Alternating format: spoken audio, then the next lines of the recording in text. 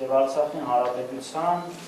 գոյությունը պատմականորեն ուզում է վերացնել։ Այն ինչ որ արվել է ֆիզիկապես հողի վրա, իրավական տեսանկյունից ցանկություն կա վերացնելու եւ դրա համար է Արցախը ներկայացվում է որպես հանցավոր կազմակերպություն։ Դրա համար է նաեւ որ շատ ուժեղ թիրախային հարված կա ԵԱՀԿ Մինսկի խմբի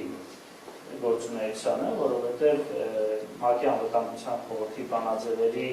անուղղակի հիման վրա ձևավորված ԵԱՀԿ Մինսկի խումբը հենց կոչված էր կարգավորելու Արցախյան հիմնահարցը, որովհետև անգամ միջազգային հանրության մոտ կոնսենսուս կար, որ Արցախի հանրապետությունը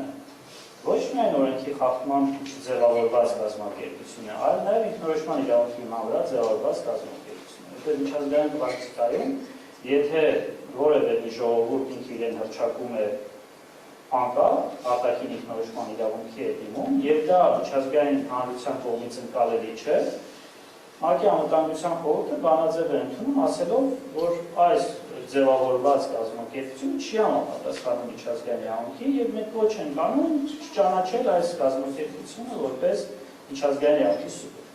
Այդպիսի պրակտիկա կա եւ լայնորեն տարածված պրակտիկա է։ Արցախի պարագայում այդպիսի պրակտիկա չկա։ Հակառակը։ Այսինքն ստեղծվել է մի խումբ, ԵԱՀԿ Մինսկի խումբ, որը պետք է զբաղվեր Արցախի ինքնորոշման իրավունքի խնդրի լուծմամբ։ Եվ ունենք պրակտիկա, որ օրինակ Հյուսիսային Կիպրոսը ինքը իրեն հռչակել է ՄԱԿ-ի անվտանգության խորհուրդը որոշում է կայացրել կոչանելով չճանաչել, որովհետև միջազգային իրավունքի խախտմամբ ձևավորված կազմավորում։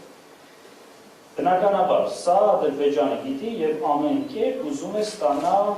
միջազգային հանրության կողմից, Հայաստանի կողմից ինչ-որ մի իրավական լուծում, որ Արցախը այլևս գոյություն չունի։ Իրավական տրամաբանությամբ, ոչ թե փաստացի տրամաբանությամբ։ Եվ բնականաբար այս դատավարությունները նաև ուղղված են նրան, որ եթե դատավճռով մի հատ էլ առանձին է ճանաչվում Արցախը որպես հանցավոր կազմակերպություն, եւս մեկ իրավական գործիք է իր մոտինում, ճիշտ է ներկայական դատական որոշում։ Բայց մենք պետք է հասկանանք, որ միջազգային իրավունքում անգամ ներկայական դատական որոշումները կարող են դիտարկվել որպես միջազգային իրավունքի նորմերը որոշակիացնող գործիքներ։ ՄԱԿ-ի արտադրության միջազգային դատարանի կազմակերպության 38-րդ հոդվածում հրագրված, որ դատական որոշումները միջազգային իրավունքի առանձին նորմերի որոշակիացնող գործիքներ կարող են դիտարկվել։ Արտադիր չէ, բայց կարող են դիտարկվել։ Այս տիրախը ևս լուծելով անցնում է կամ անցնելու է նաև Հայաստանի Հանրապետության դեմ իրավական գործիքներ կիրառելու։ Դուք գիտեք, որ միջազգային իրավունքում անձանց գործողությունները կարող են վերագրվել նաև պետությունների։ Եվ էլի մեղադրական գործընթացները եթե ուսումնասիրեք եւ վկայությունները եւ դատախազի մեղադրանք կտեսնեք, որ անձանց ներկայացնում են ոչ թե որպես առանձին սուբյեկտներ, ովքեր վարքագիծ են դրսևորել, այլ անձինք, ովքեր իրենց վարքագիծի դրսևորման համար հիմք են ընդունել Հայաստանի Հանրապետության հրամաններ։ Կա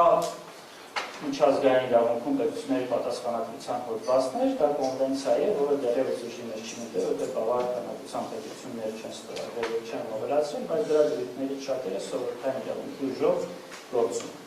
Եվ կան առանձին կոնվենցիաներ, որոնք կոնվենցիայի շրջանակներում պետությունների պատասխանատվությունը ընդունում են։ Կա նաև միջազգային դատական պրակտիկա, այդ ՄԱԿ-ի արտադրության միջազգային դատարանի կողմից ընդունված, որ անգամ ոչ պաշտոնյա անձանց գործողությունները կարող են վերագրվել պետությունների, Թեհրանի գործում։ Այդ չեմ խոսում պաշտոնատար անձանց գործողությունների վերագրելիությանը պետությանը։ Այսինքն, այս ամեն ինչը բնականաբար ենթադրում եմ Ադրբեջանի խորհուրդ տրվել է, կամ Ադրբեջանի իրավաբաններին են խորհուրդ տվել, որ այս գիծը անպայման պահել վաղը դուսորը Հայաստանի Հանրապետության դեմ իրավական հնարավոր գործընթացներ սկսելու համար։ Դրա համար ամբողջ դատավարական պրոցեսի նաև ոչ ասեմ վերջնական, բայց վերջին թիրախներից մեկը պատասխանատվության բեռը անձանց վրա հիմնավորելն է եւ այդ կերպ նաեւ տարածելն է Հայաստանի Հանրապետության, որովհետեւ եթե անձին մեղավոր է պատերազմական հանցագործությունների մեջ, մարդկության դեմ ուղղված հանցագործությունների կամ այլ հանցագործությունների մեջ, չկա Արցախը որպես սուբյեկտ, եւ նրանք էլ Արցախի ներկայացուցիչները չեն, այլ Հայաստանի Հանրապետության ներկայացուցիչներ են, ապա որն է գալիս պատասխանատվության հաջորդ մակարդակը Հայաստանի Հանրապետություն։